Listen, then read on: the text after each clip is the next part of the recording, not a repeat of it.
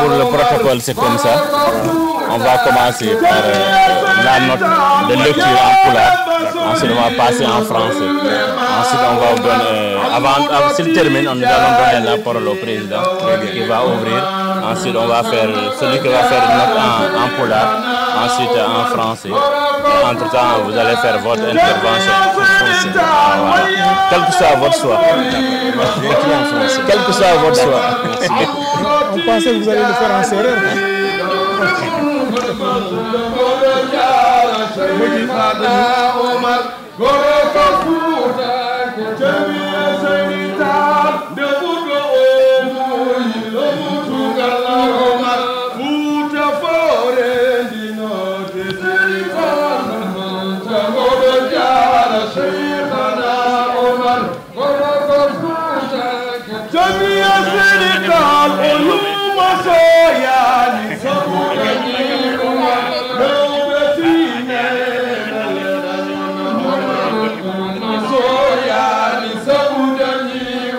Merci.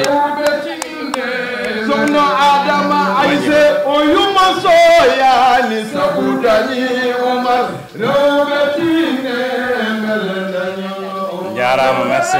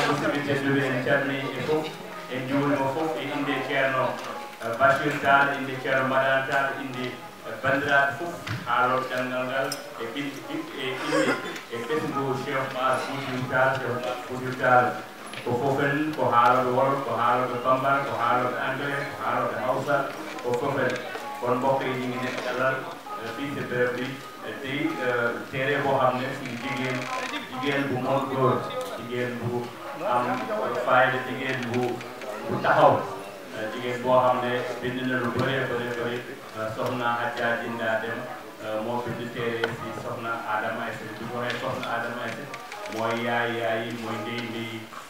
mooy yaay Cheikh Oumar Foutiyou Tall léegi nag dañuy jox ni bu ñu waxee El Hadj Oumar Foutiyou Tall il faut ñu jox ñoo xam ne dañuy woy woni yimoɓe eɓe limanen ɗo e mbawi fuɗɗade jomen Safina Sara bisimilla moon on ndimon ɗo mempinon julɓe Amadou Gueye en mbawa duwtede e hodduma mbawen jokkude eɗen jogui woni ɗo e directeur woni mawɗo écrivain windoɓe nder leydi Sénégal ceerno Abdoulaye kammo ganduɗa hen ari ɗo hen inde laamu ngu en woni ɗo mawɗo men président men Amadou Yaya Sall maw haal e kanko mo ƴetti konngol so Allah jaɓi inchallah docteur Hawa Bocar Ly elle va parler en français kanko haalata moy wax. Et il est là ceerno makki ko ɓi ceerno men imam men ceerno Seydou Tall kanko aussi ko docteur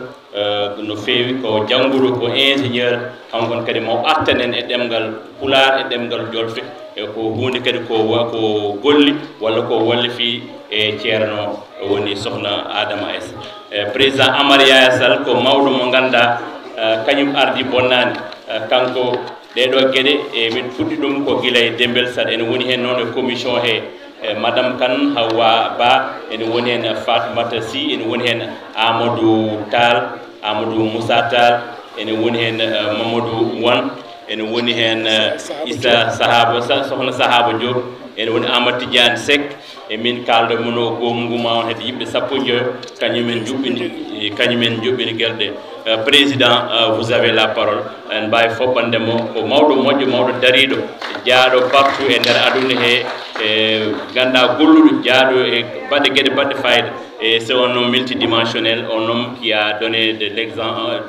exemples même actuellement. Il fait de l'agro-industrie au niveau de Diamniadio, etc. Monsieur le Président, vous avez la parole. Assalamu alaikum bandiraɓe en ɗeeɓi hirde seeɗa ande waɗen ƴewat tan haalde ko yacci ko adi fof ko holde weltare tawede ñalawma mbaɗo ni barkinde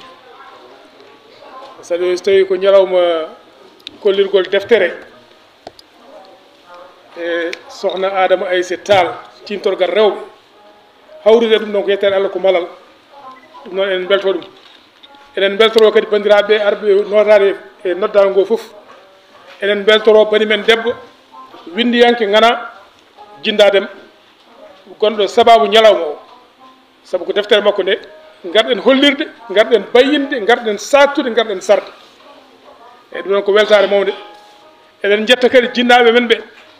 ceerno Bachir machallah yo Allah ɓoynumo ɗo jeese men ɗo waɗnamo cellal saabu duwuji makko o duusi hen e golle ɗe e ceerno Madani sen mbelama mbiyen ko kanko woni katante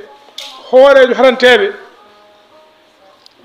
dental Cheikh Oumar walla ɓesgu Cheikh Oumar machallah kanko ne koye ballal makko e fedde Adama Aïssa ganduɗa ko kañum woni yummo ñalawma men hannde kañum woni yummo kañum waɗa yummo ñalawma o woni ko tubakoɓe mbiyata ko manen eɗen belto kadi e darde mabɓe eɗen jettaɓe eɗen jetta ɓesgu Cheikh Oumar fof e almuɓe Cheikh Oumar fof e julɓe fof e arde nota e oɗo ñalawma noon men tonko seeɗa tan e Farayse e inde goomu kollirgol defte kaalaten ko e ɗemgal mum kaalaten wona e inde koye men goomu kollirgol defte noon ko yimɓe sappo e jeeɗiɗo goni hen worɓe e rewɓe hatanteɓe daraniɓe tan hilnaniɓe pinal men hilnaniɓe neesu men hilnaniɓe kadi defte yo caro yo cakto yo gande. Monsieur le Président de l'Association des écrivains du Sénégal, Monsieur le Directeur général du Musée des civilisations noires, qui nous reçoit ce soir ici, Mesdames, Messieurs les représentants de l'association Adama Aïssa, marraine de la cérémonie de dédicace, distingués invités en vos rangs et qualités, je vous salue au nom du Gomu Kollirgol Defte, collectif pour la vulgarisation des livres. Ce collectif de 17 volontaires, hommes et femmes, travaille bénévolement sur la promotion du livre en général et des livres en langue nationale en particulier. Ce collectif est né de l'initiative de vulgarisation des 9 œuvres du talentueux écrivain Alassane Saldi Dembélé. Il a été créé le 10 août 2024 et a organisé des journées de vulgarisation incluant des cérémonies de dédicace à Nouakchott en Mauritanie et à Dakar au Sénégal. Le Gomu Kolirgol Defte a organisé avec un succès éclatant la journée mémorable de vulgarisation des œuvres de Dembélé Sall le 23 février 2025 dans l'enceinte du centre bien nommé Ahmadou Malick Gaye, qui était aussi un modèle, un exemple dans qui nous nous reconnaissons tous en termes de don de soi, qui n'est pas une chose nouvelle, don de soi à sa communauté, don de soi à sa patrie. Et donc nous étions très honorés d'avoir cet événement dans l'enceinte du centre Ahmadou Malick Gaye. Nous remercions la directrice Fatima Dassi et le président Mamadou Diop qui nous ont permis en son temps d'organiser cette activité-là. Le bilan très positif de cette journée nous a amené à décider de maintenir ce collectif-là parce qu'au départ, ce collectif avait été juste créé pour la vulgarisation des publications de Alassane Sall Dembélé. Mais puisque ça a été un succès, nous avons dit qu'il ne faut pas s'arrêter là. Il faut maintenir ce collectif-là et soutenir tout écrivain qui a besoin d'une vulgarisation, d'une popularisation de ses œuvres. Et c'est pour ça qu'on a maintenu ce collectif-là. Et ce collectif-là, aujourd'hui, nous vaut l'organisation de cette cérémonie de dédicace du livre de notre sœur Hapsatou Yerodem Didjinda, Adama Aïssé Tal, Timtor Garreo. Et par ailleurs, Hapsatou Yerodem est aussi membre fondatrice du collectif de vulgarisation des œuvres, des livres, autrement dit, en pulaar, le collectif Kolirgol Defte. Nous sommes déterminés à contribuer à la promotion de la lecture, un des véhicules premiers de la quête du savoir. Tout le monde sait que la lecture, et c'est heureux que le Sénégal va organiser un forum national du livre, et c'est heureux également que le ministère de la Culture a décidé d'enclencher une campagne d'encouragement de la lecture sur tout le territoire national. Et donc, c'est heureux également que cette activité aujourd'hui s'inscrive dans cet agenda-là. Nous sommes ravis de l'opportunité d'organiser cette cérémonie de dédicace d'un livre écrit par une femme sur une femme illustre dans le musée des civilisations noires qui a dédié cette année aux femmes. C'est vraiment une coïncidence, je ne sais pas si c'est une coïncidence ou c'est la main de Dieu, c'est une coïncidence heureuse. Un livre écrit par une femme sur une femme illustre accueillie par le musée des civilisations noires qui a dédié cette année-ci à la femme. Et donc vraiment, je profite de l'occasion pour remercier le directeur général, M. Ly, et le président du conseil d'administration qui ont gracieusement mis à la disposition cette salle. Donc M. Abdallah Ali et Mohamed Abdallah Ali et Ibrahim Von, le président du conseil d'administration, qu'ils soient ici remerciés. Merci à Thierno Bachir Tal, Khalif général de la famille omarienne, pour ses prières et sa bénédiction. Merci à Thierno Madani Tal, serviteur de la communauté omarienne, pour son soutien moral, physique et financier. Merci à notre marraine, l'association Adama Aïssé Tal, pour sa contribution significative à l'organisation de cette cérémonie. Merci à vous, distingués invités et participants, d'avoir répondu à notre invitation malgré vos calendriers que nous savons très chargés. Enfin, merci à Hapsatou Yerodem Didjinda qui nous a réunis aujourd'hui pour savourer sa très belle plume que tous nous gagnerons à découvrir. Merci de votre attention. On diara. Merci, merci Monsieur le Président. Je pense qu'il a tout dit. Nous remercions toute l'assistance, nous remercions vivement et spécialement le comité d'organisation, il l'a cité, le président. Et Diana Abdo Foufouning, centre de Grême, fête de la présidente Hapsatouli, fête de l'éolale communication, mouvement des élèves étudiants Fulbe Seydou, Kaomen, Habous Diallo, professeur Nalakan, docteur Abdoulba, Mamadou Lo, Orléans et famille, Mamadou Abladem, honorable, et Thierno Cheikh Oumar, Soton, Imam Toto Kafrin, Defa Mamadou Wan, Nana Debbo Dari, de Kalakonoda Arab, et Tchalmik Njurima, Mamadou Amen, Gourou Amen, Adja Madina, Adja Fatmata Moutaga et wonduɓe délégation et fête Adama Aïssi. Donc nous allons continuer. Le représentant de l'ambassade d'Algérie. Le représentant de l'ambassade d'Algérie là, koo xam ne waa ambassade d'Algérie ñoo ko yónni teew na fii mu ngi fële toog. Soyez les bienvenus. Marhaban bi. Voilà, nous allons continuer la cérémonie. Et maintenant, c'est tout. Le livre est là, hein, ça se voit.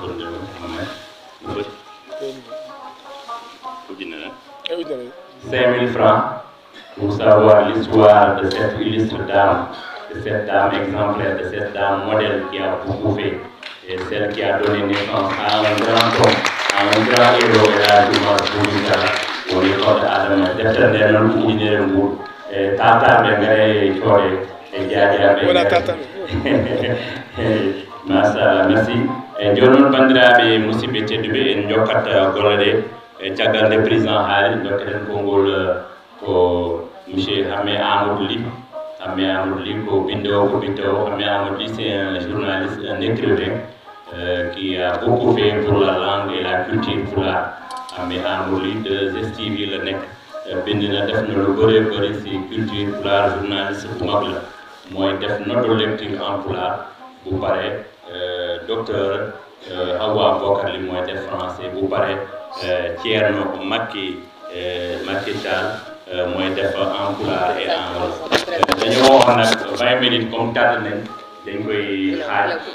jewemate 10 minutes wala ɓe kolliri kadi Amadou Seydou Deme taniraɓe Diop inchallah mbaɗen sa gayni so haftor gayni koye Diop o winda haala noon gonno Diop inchallah hamɓe Amadou Ly ɓoɓonemo kelle ko gortel dariɗo engagé je terminé on moom intègre bisimilla ma kongana en deftere nde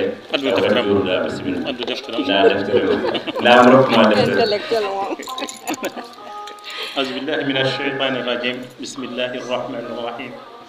caggal yettude Allah en juula en nelaɗo sallllahu alayhi wa sallam en jetti helifaɓe men diini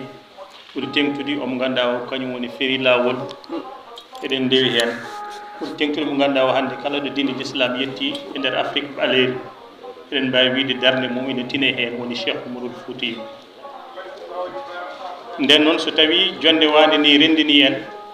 taw woni sababu o ko on ɗon ɓesnunoɗo Cheikh Oumarul Foutiyou, nden jonde wona jonde toksere ko jonde mawde. En jetti kala mo ganduɗa o addarima ha ɗum ɗo wawi latade. Jurnetogol deftere noon wonko ɗum namdi to banggue saaha hayso tawi en galana ɗum saaha, saabu ina namdi deftere guila e tago ngo ha haade lowdi ndi taw ma naata e tago ngo, tago deftere nde, saabu wonno kuule hakkude leyɗele mbiri deftere ko ni foti tagorede. Tugnade noon e fannu defte koɗe mbawi wonde foof. Deftere nde titode mum ko sohna Adama Aïssi Tall timtorgal rewɓe. So en darima e natal gadanal deftere nde eɗen jiiya hen debbo mo ganduɗa o koto banggue noon koko nata koko desina. Ine dari ine jogui nguru e junggo mum ñaam, ine jogui kurus e junggo mum nano, ine dari e sertibo. Natal ngal tan ina holliri en wote e kelle tarik ɗiɗi oɗo debbo biteɗo Sokhna Adama Aïssi Elimane Siré Demba Samba walla Samba Demba Ali Moukhtar. Sabu ɗum ɗo natal ngal ina holliri en won joljole bannoɗe ha ɗum ɗo waɗi. Rutti kadi kanko bindude deftere nde hono Jinda Dem wona deftere makko aɗan ko defte limtin ɗo windi. E nder nde ɗo deftere kadi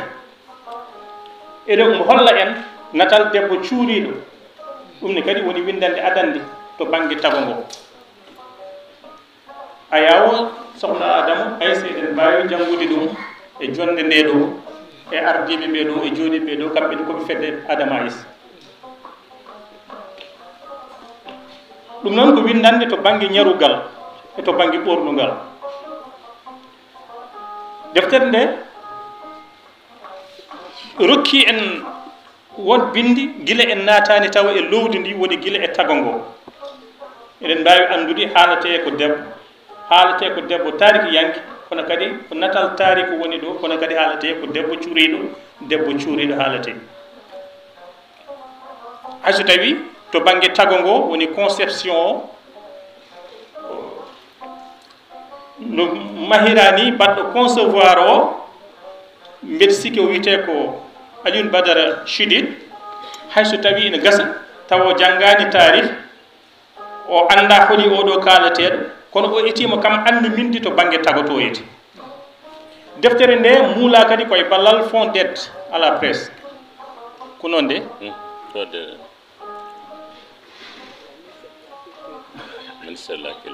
ngaro ngo kadi eɗen jottiri to banggue qualité woni to banggue moƴƴugol ko ni foti waade ene foti waade ni heddi so banggue sa udditi hella adango natirde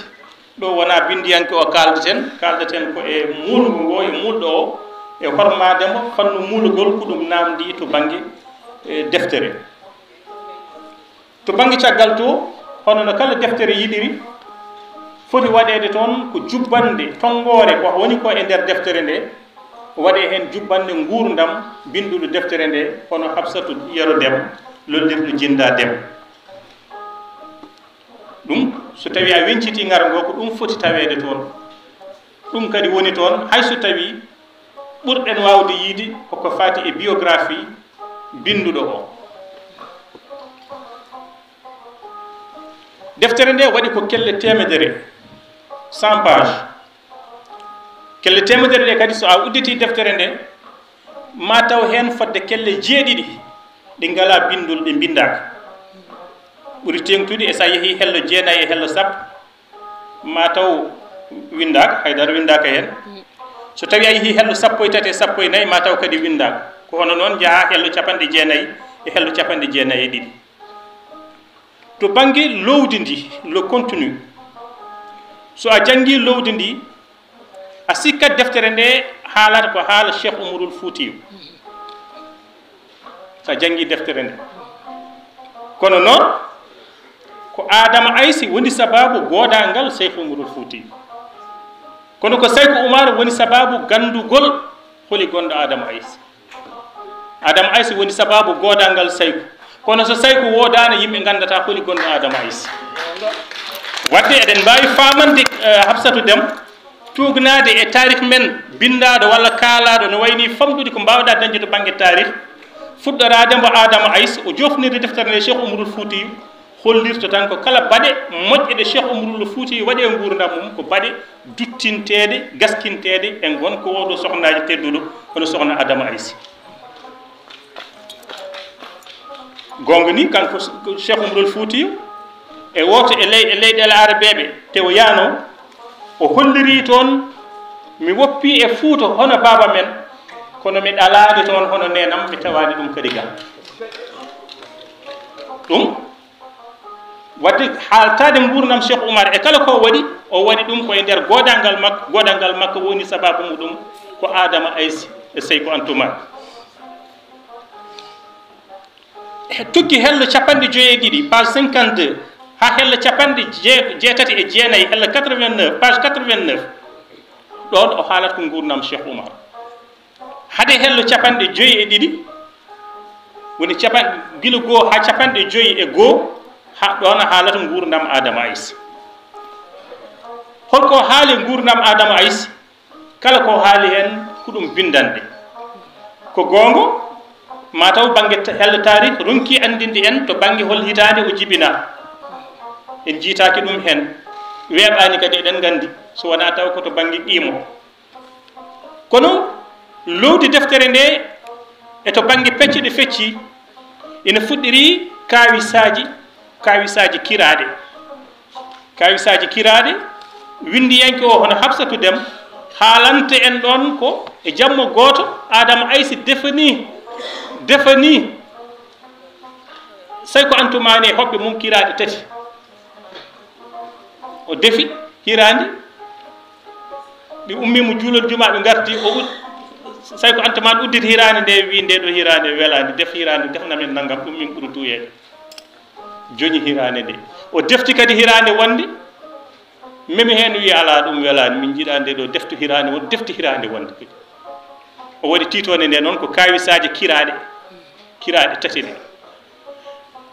caggal nde waɗi ɗum ɗo fof gorko o mawɗo moƴƴo o yaltini kiraɗe tati ɗe fof noddi sehlaɓe mum gari o wi mi wonano yidde tampindemo wona welani wona safani lamɗam ko yinnode tan ɓedde holto muñal ma tolni holto ɗoftare ma tolni holko Hamsatou Déme jangguinta en ɗo to banggue ɗoyete ko muñal goo ɗoftare ɗiɗi sutura tati sabu wonno wayanno tan tawde ko noddude fasiraɓe makko ummiɓe jamaɓe gari yirtade wonno wayanno tan sonno ko jamanajo tan bacce banan ƴeewami tan ma wot ko jaabi hay so tawi ko hirade tataɓire nde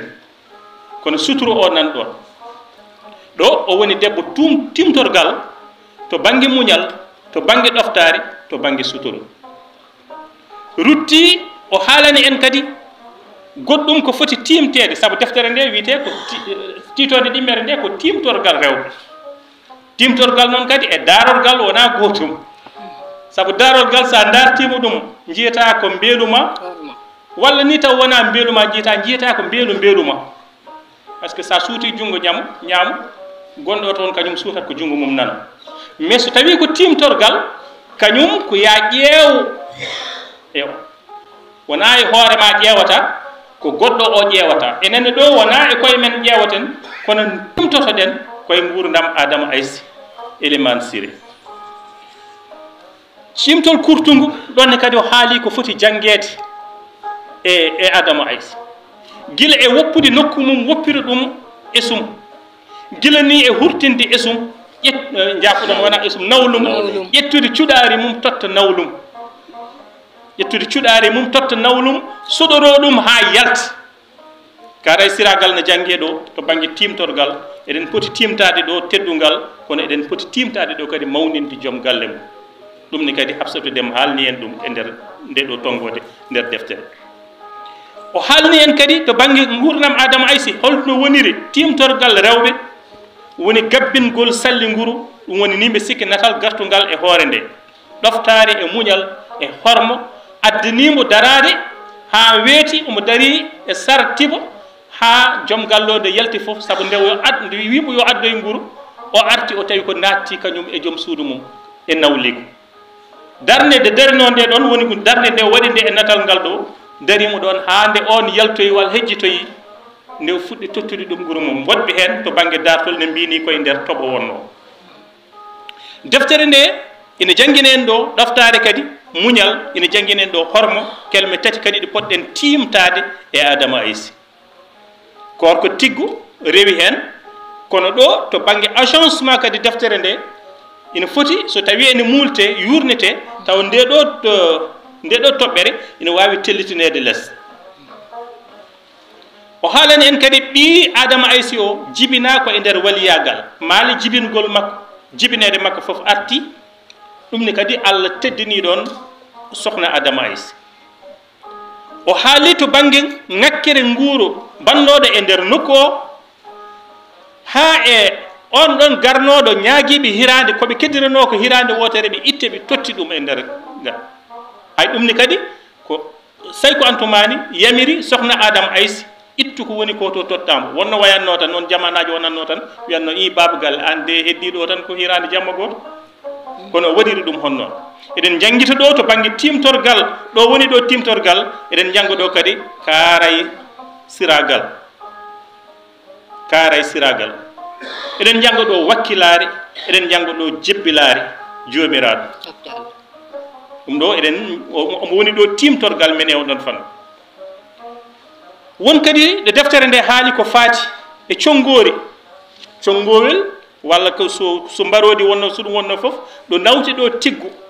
ɗonne kadi ɗoftare feeñi ɗon saabu réaction Adama Ayssi wi ko watta réagir so wona réaction mum wona caggal réaction joom galle mum on ɗon réaction mum wona caggal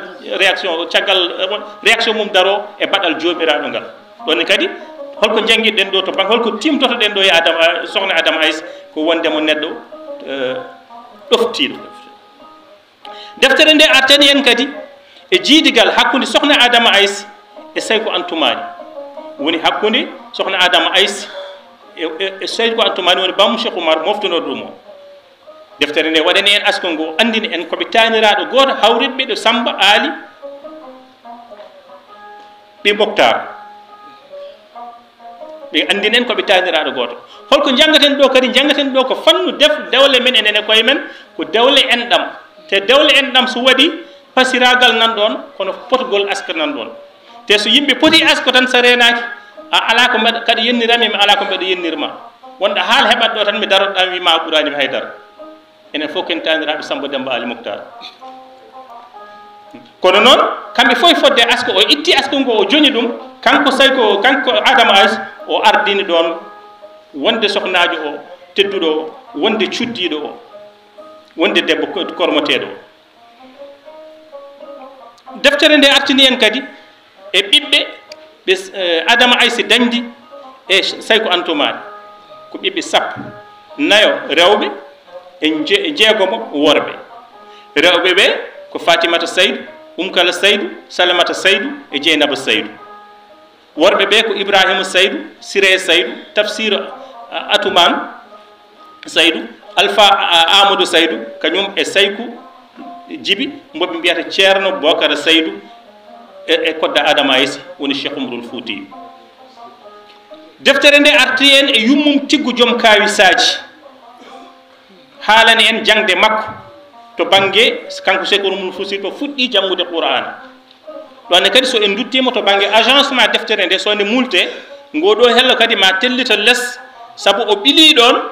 goɗɗum ko wayno tenol ha e nder tenol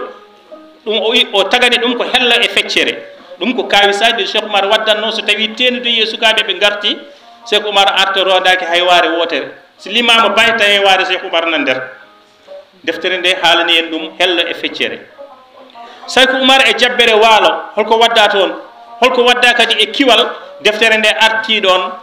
caggal ɗum noon deftere nde ruttini en kadi jangde makko nayimo Ndor Mbos nayimo Seno Palel nayimo Horndolde e Dumunno ko adiide ina yaltinamo nokku o ina nawamo to Mauritanie e nokkuji goɗɗi deftere nde artani en e jokkodiral Saykou Oumar e waliyaɓe woɗɓe ɗo kadi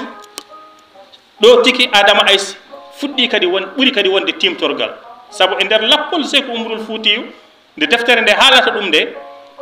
wi ko o rewi Saloum Cheikh Oumarul Foutiyou rewi Saloum rewde Saloum nde kanko kodde Adama rewdemo ɗon e Saloum e mbo ɗo hawrita ɗon e Ceerno Hamma Ba kañum e Mamoudou Nderi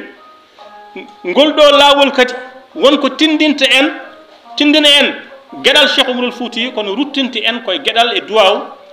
Adama Ayssi deftere ndi wiyen o rewi Bawol wuro wiye Mbakke ɗonne kadi waɗi kawis hakkude makko e Ceerno joom buuɗi tati deftere nde ene haala helle capanɗe jeegom page 64 ina haalani en Mame Diarra Bousso holnde ɓe kawriti e duwaw mo Saykou Oumar duwni ɗum caggal nde Mame Diarra Bousso noddi yimɓe ɓe o yadanno yarni ɗumen rokki ɗumen yo joobo to banggue ndiyam hello capanɗe jeegom ko ɗum tawaten kana haala tawaten ɗone kadi Mame Diarra Bousso mo ganduɗa kañum ni ala ko wuuri so wona duuɓi capantate tati haala mum nan haale hannde haala mum haalira ko duwaw mo Cheikh Oumar duwnino ɗum kono kadi addude ɗum e nder aduna ɓiɗɗo mo ganduɗa o ko o ñaguinomo Cheikh Oumarul Foutiyou duwnomimi daña ɓiɗɗo moƴƴo ɓiɗɗo kalateɗe e nder aduna on woni Cheikh Ahmadou Bamba kodde Adama Ayssi rewi Jolof e feere kadi enen mbiyata yoɓade duwaw ɓuuri yoɓade lacciri e feere kadi nde ganduɗa nde wargo makko ni ha waɗa ɗon ha ɓe ganduɗa ɓe ko suɓinoɓe jeegomo yo cabbuyomo caggal wuuro paddomo toon nde o ummi omo yalta ɓen ɗanimo balɗe ɗiɗi tinani cikkiɗani ko waktu goto deftere nde artini en hen ɗum koye duwaw sohna Adama Ayssi hello capanɗe jeegom e jeenayyi artani en e hol jokkodiral Cheikh Oumarul Foutiyou holko duwani ma fawade wele ha dañi teddugal ngal dañi barke mo dañi o ko duwaw Cheikh Oumarul Foutiyou ummiɗe e duwaw sohna Adama Ayssi o ɗo gurdam fa wadde wele no wurduno e Ceerno Ousmane Dom Buna e suturu gonɗo ɗon e suurare mum wiye wonde hayso tawi no yimɓe rewɓe lotoroyto maayo ni wonande hoɗɓe dande maayo ene gandi kanko so yeehi no umrini galle makko somo looto ko noon o natirta e nder ndiyam suturu nan ɗon suurare nan ɗon ɗum ni kadi deftere nde ne jangguin ɗum ko heddi ko ko gurdam Cheikh Oumarul Foutiyou fawade wele ko hel 69 page 69 capanɗe jeegom e jeenayyi ko heddi ko ko Golwale Seydou fellande diine Cheikh Oumar konu Cheikh Oumar jeeygal Cheikh Oumar woni nde arti nde gartugol Cheikh Oumarul Foutiyou makka e heblanade fiyande diine ɗo kadi to banggue agencement kadi wonande so deftere nde no multa kadi ma wod nde yuɓɓitira ha tarango wasa wadde ya garta o haalani en holko Golwale El Hadji Oumar jibini eɗen tongo deftere nde to banggue hol fayida gonɗo hen fayida gonɗo hen ko bindude deftere nde o udditi ɗo ko damal tarikh eɗen gandi jinda dem hade miijo makko jibinde nde ɗo deftere kanko e hoore makko o jibini ɓiɗɗo o inniri ɗum Adama Ayssi o jibini ɓiɗɗo o inniri ɗum Cheikh Oumarul Foutiyou miijo makko kadi jibini ɓiɗɗo innira Adama Ayssi joni noon fayida deftere nde ko o ummini ɗo damal wittu gurdam ɓe yimɓe poti rewde ɓuri tengtude yimɓe ɓe gandaka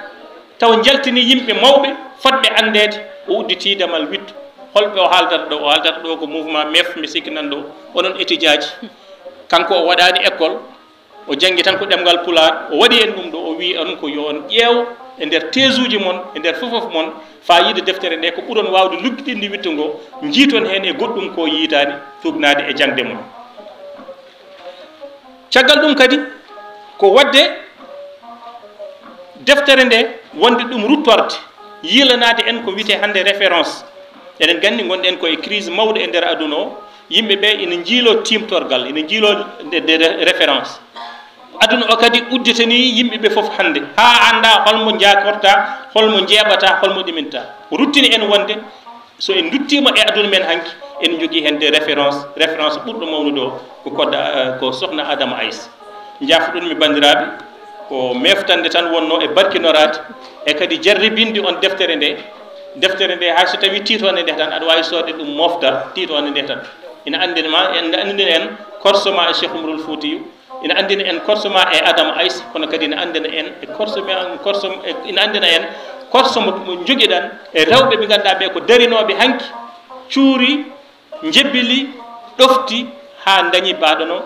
Cheikh Oumarul Foutiyou ni bandiraɓe jaffa ɗon ko taƴanaɗen e waktu gasi kono ko ɗum ɗo mbawnoɗen tongude e nder nde ɗo deftere nde Hafsatou Déme lollirɗo jinda Déme wonno e jeese men allahumma salli ala sayyidina Muhammad sallam est toujours présente. Nous saluons la présence de Thierno Aboussi Atoumane qui a écrit beaucoup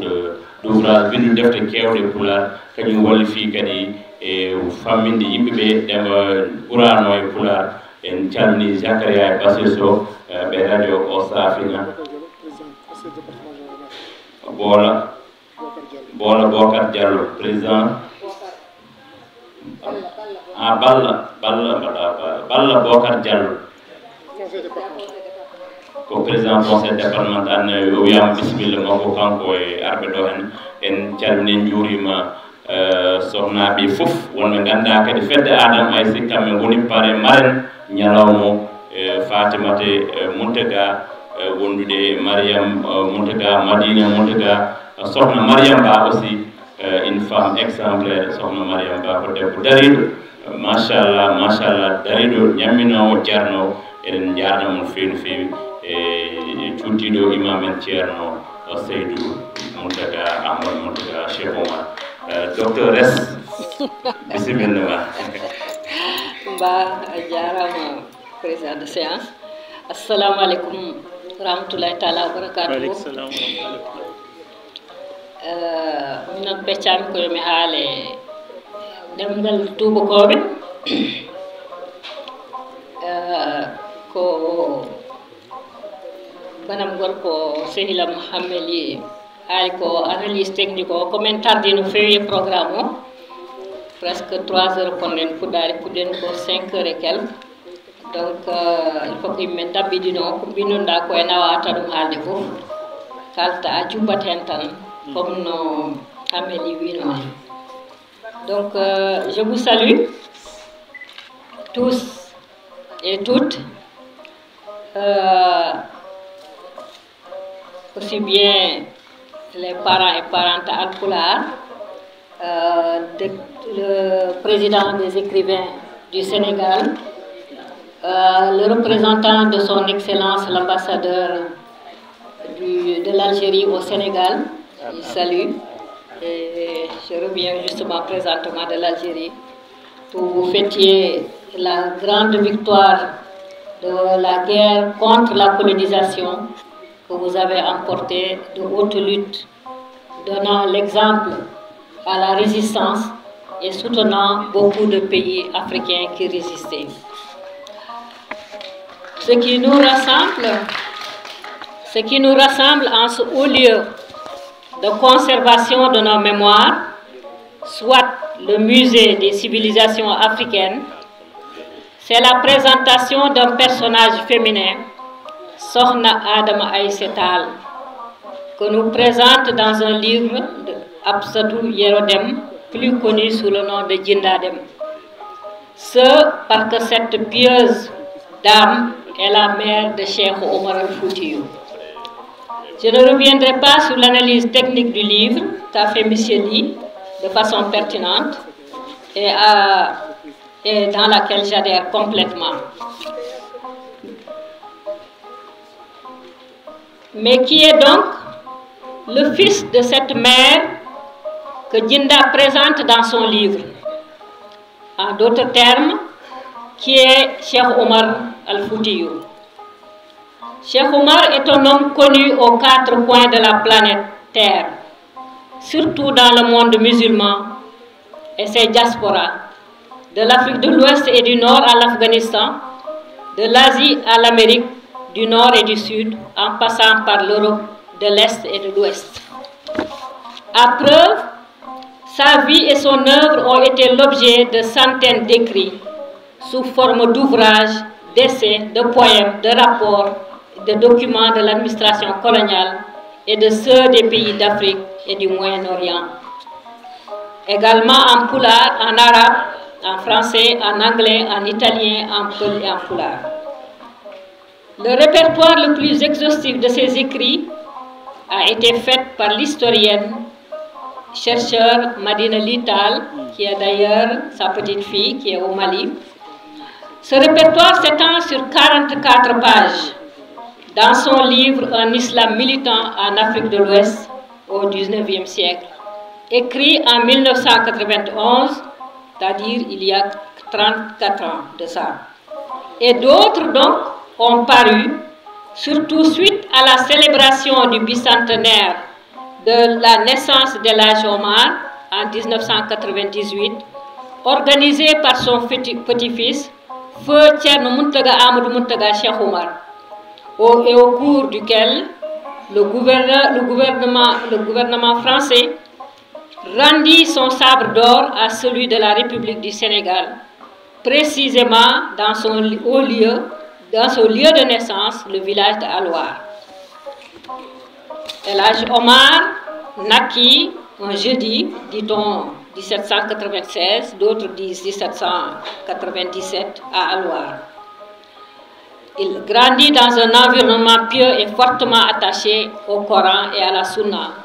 ce qui lui a permis d'obtenir une solide éducation religieuse. D'ailleurs, il fut très précoce, parce qu'à l'âge de 7, selon certains,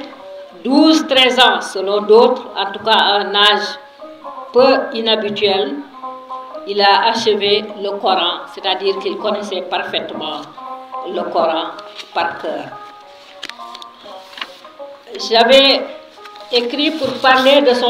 sa trajectoire pour aller s'instruire davantage sur la Tijania, dont il avait eu une initiation un peu en Mauritanie et un peu à la République de Guinée, au Fouta Djallon. Mais le temps ne nous permettra pas de nous y étendre. Ce qu'on peut dire, du moins ce que je ne peux pas ne pas dire, c'est quand il arriva en Égypte, il lui fallait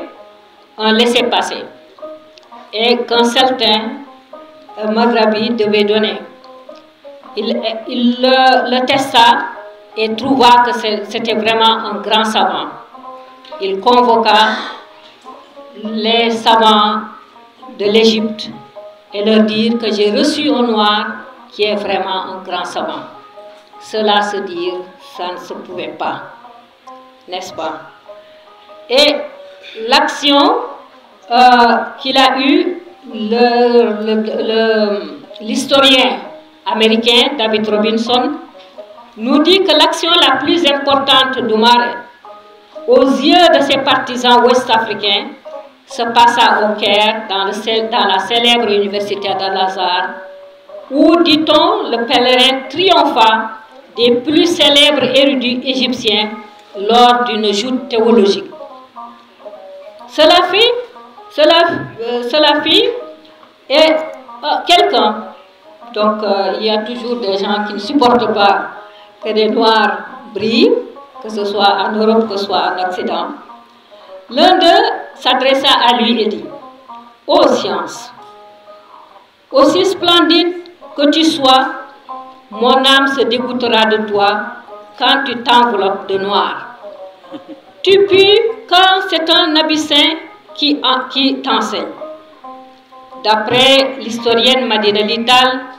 la foule éclata de rire. Et l'Hadj Omar attendit que l'hilarité se calma et répondit: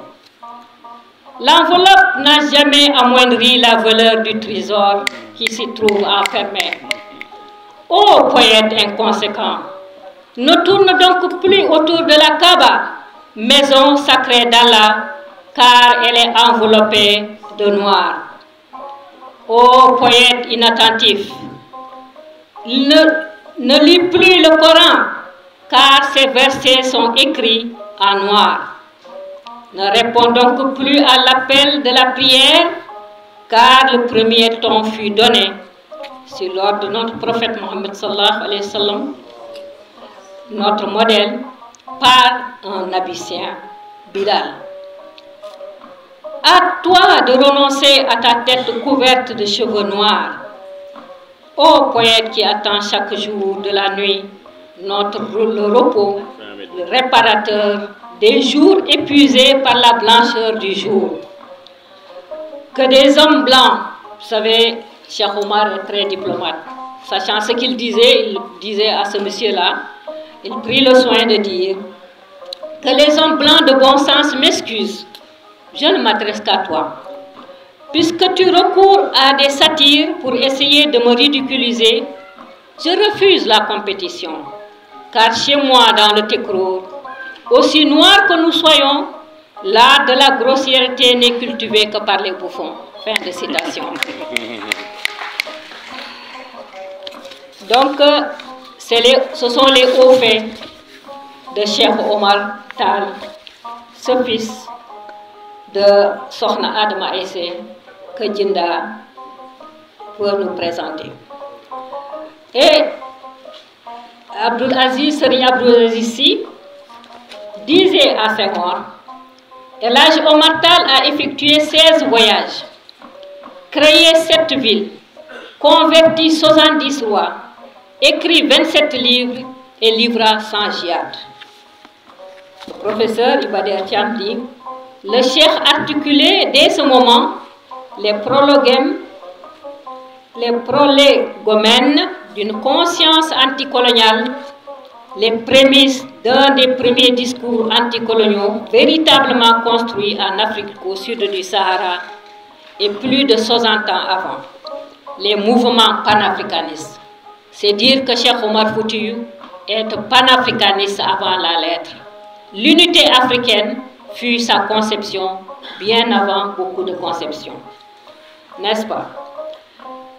C'est donc toute cette grandeur, l'érudition, les pérégrinations du Fouta au Moyen-Orient, à l'aller et au retour, les péripéties qui ont entouré ces voyages, dont je vous en ai parlé un tout petit peu, d'Omar, de Cheikh Omar, que Djinda Dem Elle nous revient à sa naissance et à son enfance et les prodiges accomplis. Plusieurs épisodes démontrent largement le don de soi de Sokhna Adama Aïssé et l'auteur nous en rapporte certains. Elle dit à la page 15, selon Sokhna Adama Aïssé est une femme noble, d'une grande et d'une bonne descendance familiale. C'est une femme patiente, pieuse, soumise aux besoins de son mari, mais avec joie. Donc, c'est plutôt un don de soi que de la soumission à son compagnon de vie. C'est une mère d'une grande tendresse, une femme sensible, patiente, résiliente, qui a une grande foi en Dieu. Fin de citation. Elle parle du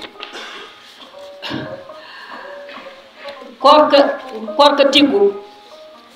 Dès la naissance, Omar Seydou manifesta des signes d'un enfant hors du commun. Il fit plusieurs prodiges. Djinda nous narre le premier qui est étonnant sous Korketikou, ou le jeûne du bébé. C'est curieux, non? En effet,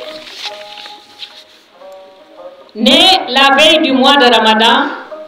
de l'aube au coucher du soleil, Omar refusait de prendre le sein de sa mère pour téter. Sa mère, Sokhna Adama Aïssé, finit par s'en inquiéter. Ses proches lui conseillèrent de l'amener en consultation auprès de la mère des enfants, Yumma Soukabe, comme on le disait, la soignante des bébés. Après examen, celle-ci leur dit, « Cet enfant est plus sain que vous tous. » L'étonnement fut encore plus grand. Le bébé refusa de prendre le sein pendant le jour, durant toute la journée. Il devait même, c'est-à-dire qu'il jeûnait, il devait même l'horloge, sinon l'appel du médecin, pour arrêter de manger le matin ou bien pour couper le jeûne le soir. Alors aussi, cet enfant est né sans une goutte de sang. Sa mère aussi. Et elle pria dès après sa naissance. Quand des voisines la trouvèrent en train de prier et lui dirent, quand c'est curieux qu'une accouchée se mette à prier, elle dit simplement Kotoke Allah. C'est de la même façon qu'il rendit miraculeusement Myriam ou Marie, mère d'Issa, de Jésus, enceinte, sans relation intime et sans insémination artificielle. N'est-ce pas? Un autre fait curieux, c'est le Chimtol Kurtugal Naouliou. En effet, comme l'a expliqué tout à l'heure Hamélie, en français, en poulard, c'est elle-même, quand son mari lui annonça qu'on lui avait donné une deuxième femme,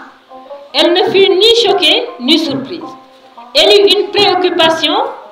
qui était de comment recevoir cet ordre, comment bien recevoir cet ordre. Et alors, elle arrangea, alors qu'il n'avait qu'une seule chambre, elle aménagea l'enclos des chèvres et des brebis, alla s'installer là-bas et prépara sa propre chambre pour sa coépouse. Donc,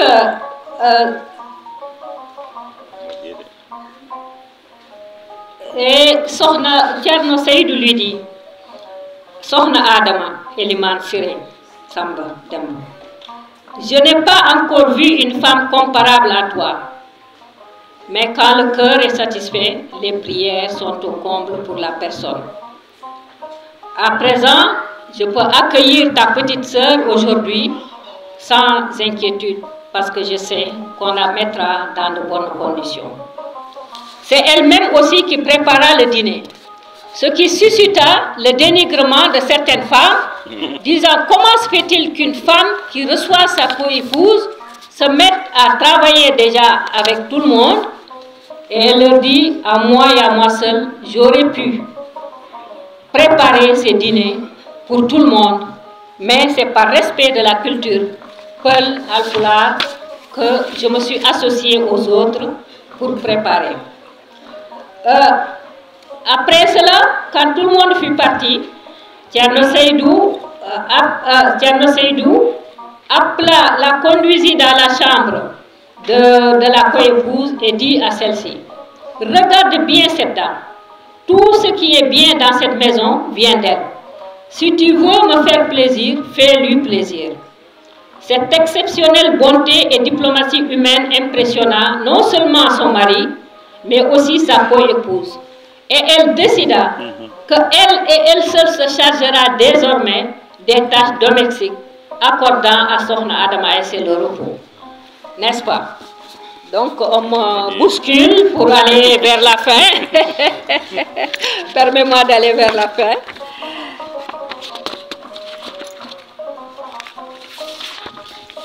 Voilà. Il y a Hamé qui a parlé de leur enfant qu'a emporté un animal, ou c'est une hyène, ou c'est un lion. Toujours est-il qu'elle n'a pas bougé. Alors quand ils eurent terminé, Thierno lui dit, mais où est l'enfant? Il dit, ah, l'enfant a été emporté par un animal. Il dit, comment ça? L'enfant a été emporté et tu ne pouvais pas le suivre? Il dit, mais Thierno, toi tu suis un seul être, l'être suprême, Dieu. Moi je suis deux êtres. Je suis l'être suprême et je te suis. Comment veux-tu que je coupe la prière pour aller chercher l'enfant? Thierno se tut, certainement avec l'émotion et étonné également, et lui dit, tu as raison. À présent, je prie Dieu qu'il te remplace cet enfant perdu par un autre, un enfant béni, connu dans le monde entier. Djinda nous apprend que c'est à la suite de cet événement et ses prières que Sokhna Adama Aïssé porta une grossesse qu'il fit Cheikh Omar al-Foutiyou. Ce que l'auteur dit également, c'est que c'est grâce à Cheikh Omar, c'est grâce à Sokhna Adama Aïssé que Cheikh Omar a obtenu tout ce qu'il a obtenu. Lui-même, Cheikh Omar, le doit tout à sa mère. Parce que, comme le disait le président de séance tout à l'heure,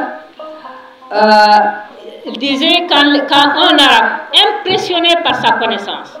lui dit, vous devez avoir votre père doit être un grand homme. Il lui répondit presque fâché. J'ai laissé beaucoup d'hommes semblables à mon père dans le Fouta, mais je n'y ai pas laissé des femmes comparables à ma mère. Il avait l'habitude de chanter ses louanges. Merci donc infiniment à Absalou Yerodem, dit Djinda, d'avoir accompli ce devoir de mémoire vis-à-vis de cette grande figure féminine de la Tijania qui compte aujourd'hui 500 000 adeptes dans le monde. Elle écrit à la page 9 de son livre, je dédie ce livre à la descendance de Seyd Oumar Kota Adama Aïssé en entier, du Fouta Toro, du Nioro, du Massina, du Fouta Jalon, de l'Adamawa, du Bourgour. Puis, je dédie ce livre à toutes les femmes Peul et à toutes les femmes du monde. À mon nom personnel, en tant que petite fille de Cheikh Omar al-Foutiyou, nièce de Thierno Mountaga Tall, et au nom de la famille omarienne, des khalifes certes qu'on a nommés plusieurs fois, mais d'un khalifa aussi, je veux nommer Sokhna Madina Mountaga Amadou Mountaga, Sokhna Fadima, Sokhna Mariam Batal, Sokhna Safiatou Touré, Sokhna Mariam Bokarli, Sokhna Madina Maki, Sokhna Safiatou Rougiatou Baro, et leurs sœurs, leurs nièces, et toutes les daïras de Sokhna Adama Aïssé d'ici et d'ailleurs. Je dis merci à Djinda, que Dieu la bénisse et bénisse ce livre au nom de Cheikh Omar al-Foutiyou et de Sokhna Adama Aïssé Tall. Je précise simplement que Adama Aïssé n'est pas son nom. Cheikh Omar a deux mères. Yumma Adama et Yumma Aïssé, c'est pourquoi on dit Adama Aïssé. Cheikh Omar, code de Adama Aïssé. Donc elle a deux mères, parce qu'elle a tété sur ces deux mères-là. Parce que Cheikh Omar est le cadet de sa mère Adama. Aliou, son petit frère, est l'aîné de la deuxième épouse. Mais quand elle travaillait ou quand l'enfant pleurait, l'une prenait l'enfant et lui donnait le sein. C'est-à-dire qu'elles ont partagé leur lait. On dit même qu'ils sont des jumeaux. Donc, Cheikh Omar Foutiyou est le fils de deux mamans, Adama et Aïssé. Merci, Diarama Sédili, Dr Hawa Bokarli. Merci. Elle a fait un large survol sur la vie et les œuvres de la Jouma surtout. Donc, vers la fin, elle est revenue brièvement sur le corps d'Adama et des épreuves. Machallah, Diarama fait. Certainement aussi, c'est Jouma qui va compléter. Diarama, nous les centres de l'église. Sabu kalen demgal ngal ɗo sibo ɓesgoyla Oumar Foutiyou Tall ko Hausa ɓesgoyla Oumar Foutiyou Tall Bambara ko Halpulaire ko fofen nan hen wadde alay sago kalen demgal ngal e salminde annabijo sallllahu alayhi wa sallam, wondude sahabaɓe makko e koreji makko, bandiraɓe julɓe fuutankoɓe, on calminama salminandu l'islam, on mbiyama assalamu aleykum wa rahmatullahi taala wa barakatuhu. Wa aleykum assalam wa rahmatullahi. ɓe mbi jirotoɗo yajtoto, waktu o gonɗen koye jirade ɗum saabu wontanto poɗɗen haadde. ɗum waɗi ko heblano ko fof raɓɓitte, mbawen hen hajnude ko haƴata hen, ko haƴata hen wona ñamande. deftere nde alhamdulillahi rabbil alamin min keeɓi janngude nde.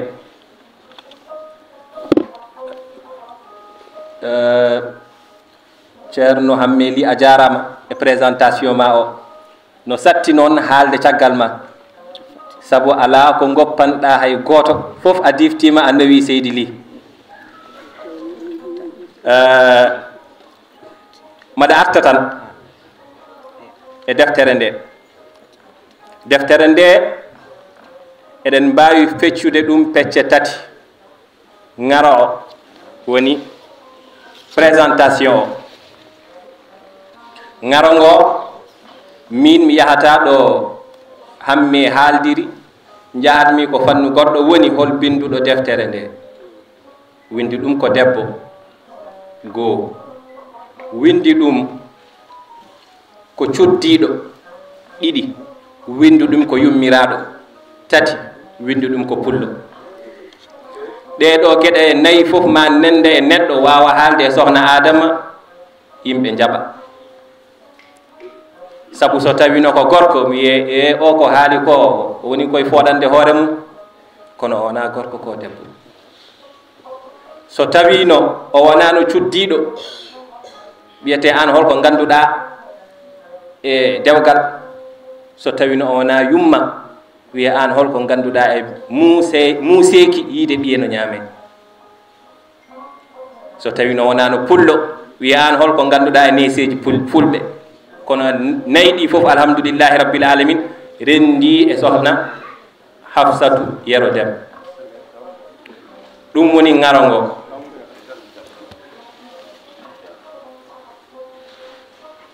rewi hen toɓɓere wonde nde ko kuɗol ngol. kuɗol ngol nde min ƴeewi deftere nde min tawi ko kuɗol ngol ko kuɗol fulɓe, winda koye pular mo ganduɗa wona pular luggiɗɗo ha tundina hakkille, neɗɗo wasa famde ɗum. wona kadi pular mo ganduɗa ko pular asriyankoji ha yimɓe jawo ɗum, ko pular tigi haala mo ganduɗa mono kala kaalo pular so ƴeewi ɗum ma wawa hen naftorade ma wawa hen hayyide kalimaji saabu won kalimaji ɗe o haalata konko e hoorema komo firta ɗum woni kuɗol ngol naaten noon e bindol ngol holko winda hen sohna Adama Aissé min mbimi no janngumi nde jubbande nde walla sokna tan nanni fof nanni deftere nde fof mami hon noon holko waɗi mbimi noon no jiimi ko haali hen ko mbittoymi kalima o sohna holko firti jol fuɓe no jogii sohna fulɓe kadi no mbiye sohna mbimi noon kalima o beele ko kalima jol fuɓe walla ko kalima fulɓe docteur Amar Yaya ɗum ɗon ko saggeɗam wonno Allah waɗi e nder witto ngo aya qur'ana goto ene haala holko waɗi debbo taga o wi e aya o min tagi on e fittandu woturu min jaltini e ndun fittandu cuddiɗo mum ha o wonanamo deeƴre as-sakinatu sokna itta koye arabere firti wiyete ko sukna watta sokna e fulɓe watta sohna e jolfuɓe holko sukna firti ko deeƴre cuddiɗo yo won deeƴre joom galle mum deftere nde noon so tawi a jangguinde fof hollatma ko holno sohna Adama Aissé woniri deeƴre ceerno Seydou Antoumane o haali konko ceerno Hamme Ly o wi deftere nde fecca ko pecce ɗiɗi feccere arwanire nde ko gurdam sohna Adama feccere wonde nde ko gurdam Cheikh Oumar ete kadi titorde nde ko sohna Adama Aissé timtorgal rewɓe holko addi hen Cheikh Oumar fonno tan wonde ko sohna Adama kono jinda jaabimo on ngal ɗon namdal mo ganduɗa min mbaɗa joguino ɗum e woɗɗe o jaabiri ɗum ko e premier chapitre o damal gadingal ngal nde o wi kawisaje kiraɗe saabu enen fulɓe mbiyeten ko hirande hirtete ko jamma kono fewjete ko ñalawma hirande ɗe woni Cheikh Oumar pewjuɗo ɗum o woni sohna Adama Aissé wonti kawis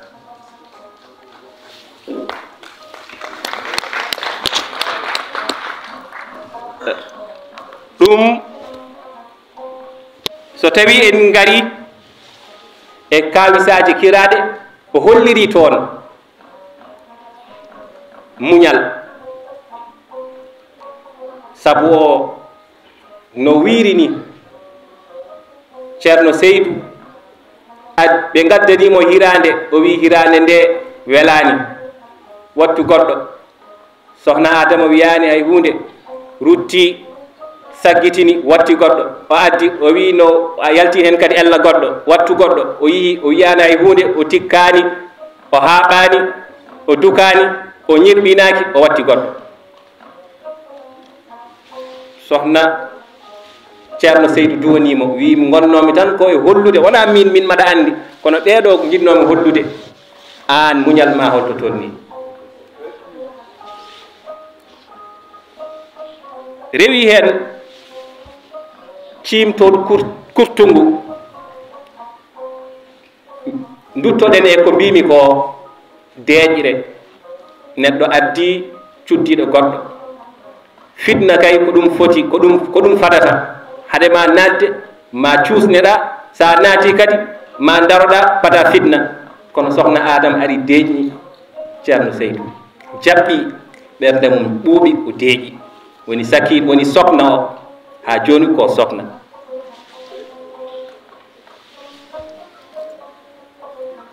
hono noon abbingol sallingol nde ceerno Seydou yonta to makko woppi toon kurus makko e sajjade makko e kala komo jogori hato jinde sohna Adama abbini ɗum hade mo haljude walla o sohla ɗum o wasa yiide ɗum fof ko deeƴnude ceerno Seydou woni deeƴre o congoji nawi tiggu nde ceerno Seydou e sohna Adama ɗon entre parenthèse ganden hollirde kadi gueɗel kamɓe jaaduno ngesa ɓe jeehi gese ɓeɗe garta julde tawiɓe e laawol ƴeew debbo jaadowo e joom galle mum ngesa debbo kay sohna Adama holliri toon debbo no liggo no walla joom galle mum wona tan jooɗade e galle ala aɗa wawi ɗum kono kala ko ganduɗa ko ɗum woni ko wallata joom galle ma an aɗa foti parde saabu ko gouvernement hono gouvernement men oɗo président et premier ministre ko ballodiral woni toon kono wona concurrence ɓe jeehi ɓe ballodiri congoji ari nawi ɓinguel no nawi ɓinguel ngel so ceerno Seydou nde o salmini o hawji saabu o namdimomo ko fotano namdade mo kono ƴeewno sohna Adama deeƴnirimo ƴeewno sohna Adama artirimo hollimo kalifadi eyyi ɗum woni yo joom suudu sohna Adama ko deeƴɗo ɗum waɗi en dabɓikinto tan nde janga deftere nde min mbaɗi hen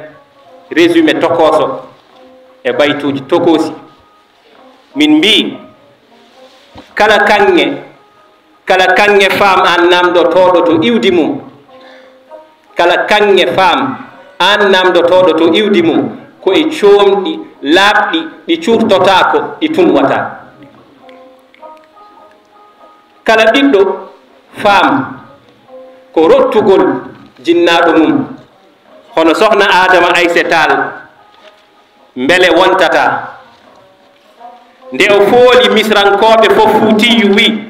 hono nene Misra e Fuuta fof guite jiitata holi yon jaɓowo ne ruttine tawa ñiɗɗinaki o tikkata yummum Siré kay holliri ɗoftare mum kañe wakkilare e lamɗo gurɗo mo mayata holi on mo yalti e yaajndu urndu e weltogol ñande joftina nawlum o hotti o riwtata holi on dariɗo e ñiɓɓe ndungu no fanditi yamirore Seydou mo antumani o hongata godaɗo sa debbo ndar timtorɗo muñɗo mo haɓata ɗoftiɗo jomum ɗiggani joom galle mum hono sokna laaɓɗo mo sirru galle o sattata an debbo muñ nder suudu ma reen sirru ma Allahu koye wondi e muñɓe ɓe kastata joom galle ma ɗiggantu wawa e barke mum hono sokna ɗiggere jabde muñde a yiitata yo won e annabi ummorade e joomi men julɗele jaaduɗe calminale ɗi dappata ɗum wonno komin doktami e machallah on hande ummonede foɓɓe yimre makko ɗe machallah ɗum wonnomi ko ɗum mi raɓɓitino ɗo tan e Pulaar memen hen seeɗa e yamirore maɓɓe e wolof saabu ko wiya ko Cheikh Oumar ɓesgu makko wona ɓesgu makko mo jibini de ala ɓesgu makko tigui rigui foof saabu konko hande ko ɓesgu kala Sénégal najo ko jinnaɗo kala Sénégal najo mbokk yi ginnaaw bu ñu sante yàlla te julli ci yonent bi sallallahu alayhi wa sallam moo ay sahabaam ak ay mbokkam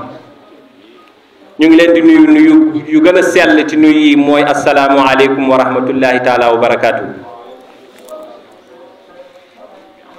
tey lu ñu tax a daje fii mooy téere joo xam ne ñu ngi ko taalif ci soxna Adama Aïssé Tall waajuru Cheikh Umarul Fuutiyu Tall. téere bi jigéen a ko taalif, téere bi soxna moo ko taalif, téere bi yaay a ko taalif. mu ngi ko taalif ci kàllaama pulaar, kàllaama joo xamante ni tey yaayu Cheikh Umar moom la doon wax. mu ngi ko taalifee ji si wax yaayu Cheikh Umar ku ñuy wax soxna Adama Aïssé. ñu xam ni tey mu ngi ko tuddee Timtorgal Rewɓe, mooy modèlu jigéen yépp nag. moom soxna Adama ci suñu jamono maam eggoon na tey ci niveau boo xamante ni ku ñuy wax royukaay soxna Adama lañ lay jox. bokk na ci ñoo xamante ni roy nañu soxna Adama mooy soxna Jaaratullaahi Buso waajuru Sëriñ Tuuba. bokk na tey ci ñuy roy soxna Adama mooy soxna Fawadu Wele waajuru Seydil Haaji Malick Sy. moom lañu tegoon mooy seen référence, ndaxte nit ku nekk dafa war a am référence. te yàlla may nañu ku mel ni soxna Adama Aïssé. ñun Sénégal yàlla beral nañu loxo ñu xool yooyu mag ñu teg ci ñoom suñuy bët, ñu yar xale yi comme ñu mag ñi doon yaree ñoom soxna Jaaratullaahi, ñoom soxna Fawadu Wele ci teg seeni bët ci soxna Adama. ñu yaree ñun tamit suñu njaboot ci teg seeni bët ci soxna yu baax yii yu ñu am ci suñuy réew, ñu nekk seen modèle. ñu bañ a jéggi dem ci yeneen culture di fa xool modèle. téere bi yépp mën nga ko tënk tey, soo ko doon tënk ci benn kàllaama mooy dal. soxna Adama nekk na dal ngir waajuru Cheikh Umar. moom la auteur bi soxna Jinda Dem di wone nag chapitre par chapitre fii nan la fi nekkee dal, fii nan la fi nekkee dal. wax na ci bés boo xamante ni am na wujju. bu mu amee wujju moom ci boppam soxna Adama Aïssé dalal na borom këram, ndaxte moom moo dalal wujjoom, wutal ko génn ci néegam bu mu nekkoon, ne ko bismillah ci sama néeg, jël ay takkaayam jox ko wujjoom, yaatal ko ba su réception bi moom ci boppam moo doon togg di servir. kon kooku dalal na borom këram. soxna Adama parcours am yépp en tant que jabar, en tant que soxna, en tant que ku ñuy denc, moom xam na ko, mooy dalal sa borom kër. ñun tey suñuy jàng ñu toll ci sëy, ban modèle ngay jël ci soxna Adama? mooy nekkal sa noflaayu borom kër, nekkal ku koy dalal. loolu daal ci gàttal, temps bi def ñu xoj, moom lañ ñu mayoon ñu tënk ko rek. lii moo nekkoon na lu ñu gis ci téere bi. hada wassalaamu aleykum wa rahmatullahi taala wa barakatuh. Merci. Je vais y aller parce que le temps nous prend complètement. Monsieur le Président de l'organisation, Monsieur et Madame du Présidium, Monsieur le Président du PEN Sénégal, le colonel Momar Gueye, Messieurs les écrivains présents, je vous nomme Maïssa Matingaï, Monsieur Diallo, Monsieur Barry, excusez-moi, et bien sûr Dr Awali, Messieurs les officiels présents, chers auteurs, Dinda. La cérémonie de présentation de l'ouvrage qui nous réunit aujourd'hui est d'une importance majeure. Elle confirme le travail constant d'une auteure qui s'est investie dans la littérature en langue nationale, précisément en pulaar. Cela lui donne une exactitude dans l'écriture à partir de sa langue maternelle. Cela lui permet aussi une approche particulière qui permet la bonne compréhension des idées développées et qui mieux que la langue maternelle pour donner toute la substance qui véhicule l'authenticité. Madame Absatou Yoredem, auteure de plusieurs ouvrages, s'affirme dans cette voie, un choix qui lui rend bien des satisfactions. Son ouvrage dédié à Sokhna Adama Aïssa Tall, que nous fêtons aujourd'hui devant cette illustre assemblée, confirme sa passion de partager et de servir l'autre dans une aisance naturelle qu'elle ne cesse d'incarner. L'Association des écrivains du Sénégal félicite son membre, Dinda, qui depuis son arrivée au sein de l'association revendique cette appartenance des écrivains en langue nationale, cette identité qui fait d'elle une femme de valeur, qui s'appuie dans une tradition qui ouvre tous les chemins et partage les connaissances avec la société, quel que soit le bord. Avant cette parution présentée aujourd'hui, Dinda avait publié un ouvrage en version française où elle célèbre le rôle de la femme peul dans la société, comme si toute sa préoccupation reste la condition féminine. Elle a raison. D'ailleurs, quel thème mieux que celui-là pourrait circonscrire l'humanité? La femme, on ne cessera jamais de l'attribuer de merveilles. Mais hélas, nos pensées ne peuvent atteindre la dimension de la femme, car elle est plus que toute attente. Chère Dinda,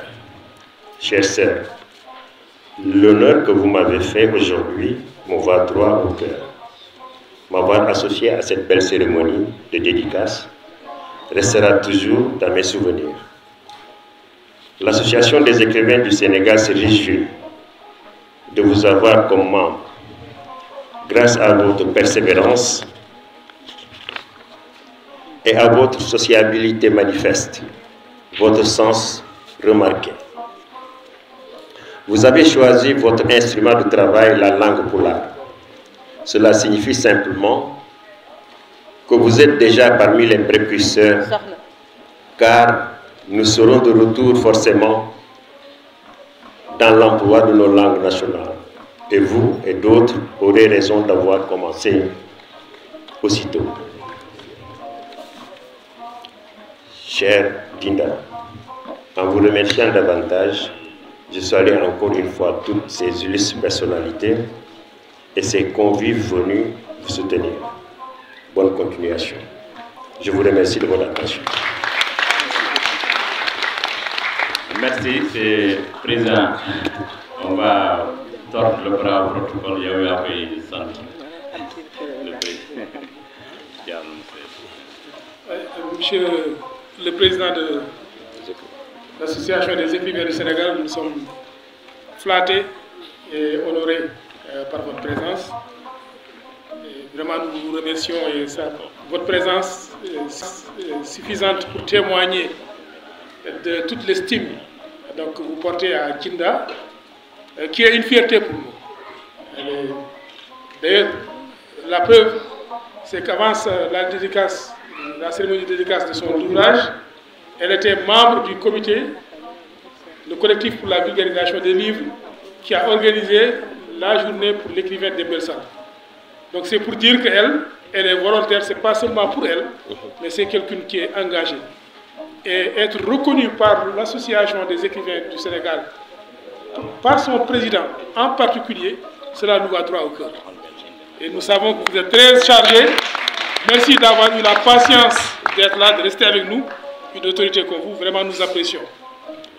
Et dans le même élan, kadi ko yettude kadi ceerno men jinnaɗo men Chérif Makki garɗo inde jinnaɗo men ceerno Bachir par ce que eɗen jano Louga habdude ceerno Bachir no jaaɗen toon o teddini en teddugal manggal ayde no Adama Aïssa waɗi kirade tati ni minen noɓe jeeyi waɗde min ko portaji tati anani kanko ceerno Bachir noɓe jeeyi nawdemo invitation min nawanamo deftere nde min kalnamo Allah ne seedi ko portaji tati waɗani min anani o jaɓɓi min ɗon o jaggi min ɗon ha takkusan donc min julde makko juma min julde makko takkusan te ndomen ngari ko namni tan ko namdal gotal o wi mbele ko winda ko no selli andi dam o holli kanko ɗo tolni mbimi aha amen jogui jorto ko winda ko no selli saabu ceerno mbaɗani yamiri no yo deftere nde jaribe haade mo waɗe publié ɓade noon ceerno mbaɗani kañum yamiri yo jaribi yimɓe jaribi deftere nde mi woni ko henne selli eɗen koddiro selli o wi nden noon wadde moƴƴi mi tuyima ɗum noon ceerno Chérif Makki aɓen jettama aɓen jetta kadi ceerno Bachir mo garɗa ɗo lomtade hay so arano tan no jaɓɓiri ni duwa o tan yoni sa ari kadi a ɓuuri sinkude ñalawma o yo Allah yommo ƴere e so Allah jaɓima rokke konngol mbaɗa duwoɗa pour uddude golle ɗe eyyi ɓade Allah waɗi aari ala duwotoɗo so tawi eɗen guddo golle ɗe an duwoto kadi mbaɗa hen konngol ma so Allah jaɓi noon ndeɗo weltare tan jiɗɗen hollude haade men wirtude konngol ngol e maître de cérémonie Ousmane Ba a jarama président Amadou a jarama no fewi en calmini en juurima nous avons la présence de notre grande styliste Oumou Sy, une très grande dame machallah, elle a beaucoup fait pour la culture, pour la culture, Fatou Anne adjointe au maire de la délégation de Thierno Madani. Koye inde Fadima Muntaga Amadou Muntaga e inde Madina Muntaga Amadou Muntaga Cheikh Oumar e min o dayiro ɗo mbiyetemi ko Safiatou Abdou Touré ko jooɗo Amadou Muntaga e trésorier amen ne wiye Fadima Mamadou Kalidou Matel to ɓogge ɗanno mi welani ko ɗum haade mo arde ɗo e Adja Sahaba Diop kam wonɓe ɗo ɓe fof ne gandi ɗum e mine miñiraɓe amen nan ɗo minen darani ɗo fedde Adama Aïssa fedde Adama Aïssa wasata won anduɓe ɗum kono won kadi ɓe ganda fedde nde ardi ɗum ko ɓeɓe mbimi Madina Muntaga Amadou Muntaga e Fadima Muntaga Amadou Muntaga e ummi koye Ceerno Muntaga ummi koye Amadou Muntaga ummi koye Muntaga ummi koye Cheikh Oumar donc so wiyama o inniri ɗum ummiɓe Cheikh Oumar kene laaɓi ala fayore holko umminno fedde nde ngo jibina ko dans les années 2000 e gurdam jinnaɗo men Muntaga Amadou Muntaga ƴeewa noon aduna o goto fof nane fotta almuɓe mum ene walla almuɓe mum ene jingana almuɓe mum ne jingana Fouta fof wiya minen rewɓe ne holko woni hen gueɗal amen wonno hen gueɗal amen ko yomin foot almuɓe rewɓe ɓe min ndendina ɗumen min gollono ɗumen min gadda ɗum ha yeeso ceerno min mbiyaɓe almuɓe rewɓe ɓe nani kono min nimsitani hen haydara saabu ala fo hande ko darneteɗo ko banggal diine e banggal ballal tawa juuɗe rewɓe ɓe ngala hen hay banggal organisation e banggal hoɓɓe e banggal ziyaro fofof rewɓe nan dari ne kaɓɓi becco men ha tiiɗi ne ngari ne dari ene etono ɗum feewiri Allah waɗa noon nelaɗo Allah waɗa Cheikh Oumar waɗa fof rewa lawol ɗum dariɗo ɗo fof ne andi ɗum ko nden woni fedde Adama Aissé min batti hen solidarité jam e jamalu kala ko neɗɗo woni e dow mum amin jaɓɓo koyeɗamen min jetto ha ɗon min mbaɗa hen komin mbawi Allah noon ko Allah wawi foof min mbaɗa hen ballal ngal ko ngal woni yimɓe fof ne gandi no ndiyam naati wano naati e nder Fouta ko tonuji comci ko goɗɗe kay goɗɗum kay e coodata ko wona comci tonuji comci ne Fouta ne wonde e enveloppe uji men ɗum ɗon noon amin keedi ɗon ne so ɗum ɗon ɓenni caggal noon bandiraɓe halifaɓe jooɗiɓe ɗo ɓe ɗum guidori Chérif tanum nelaɗo Allah sallallahu alaihi wa sallam e halifaɓe wonɓe ɗo ɓe fof mi yiiɗa limtude saabu juutat e fof calminama juurama kono hande ne waɗi weltare holko woni weltare nde ko jinda oɗo binduɗo ɗeɗo deftere e Adama Aissé ko debbo o winde debbo valeur ari e saaha mum saabu aduna o hande no wayni goto fof ne andi meedi ene waɗi caɗele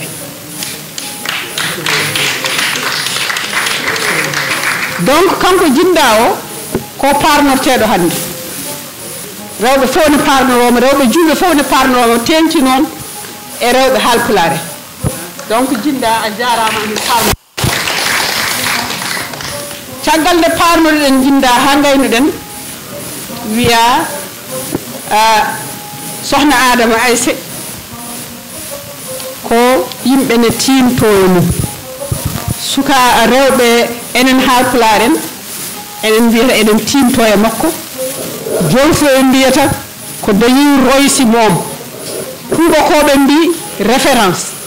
donc sohna Adama Aissé ko référence kono noon jamanuji ɗi jiida saharuji ɗi jiida contexte uji ɗi jiida kono noon sen ƴeewi e jikku makko e jaɓɓal makko ma en dañ hen ko ma won ko dañɗen hen en mbawaɗo wadde no wonirnide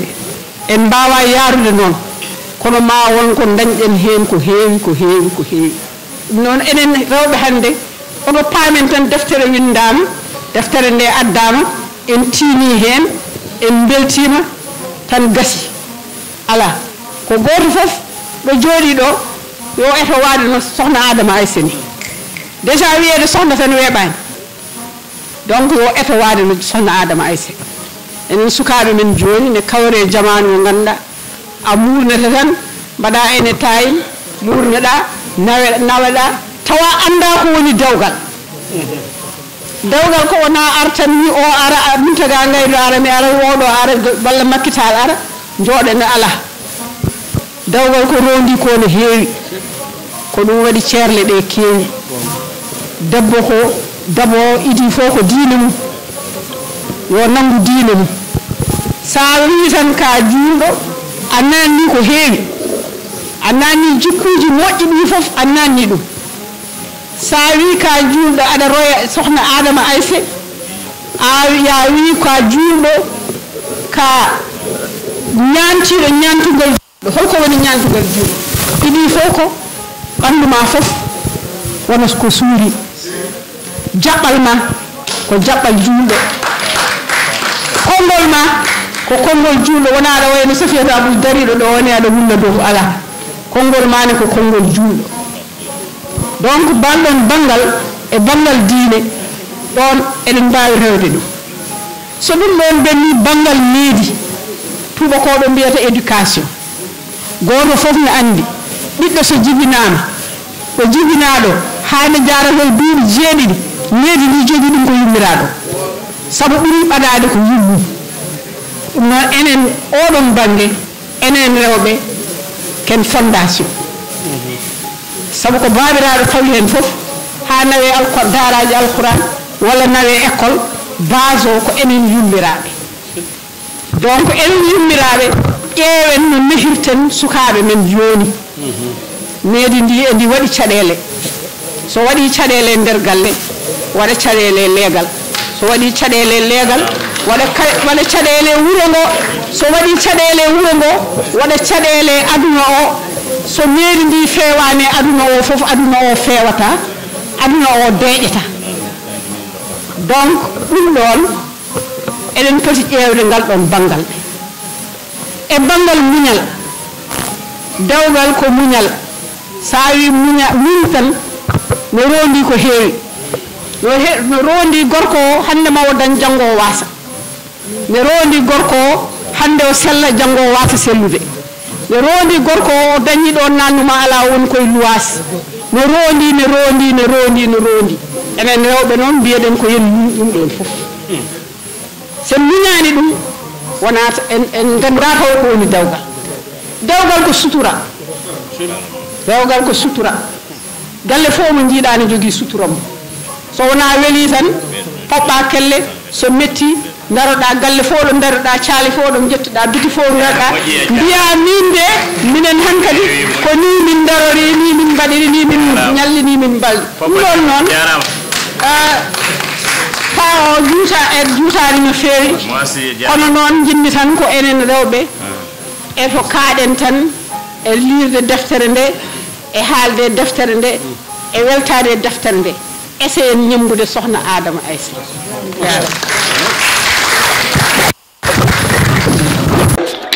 no mi yetti Ceerno Madani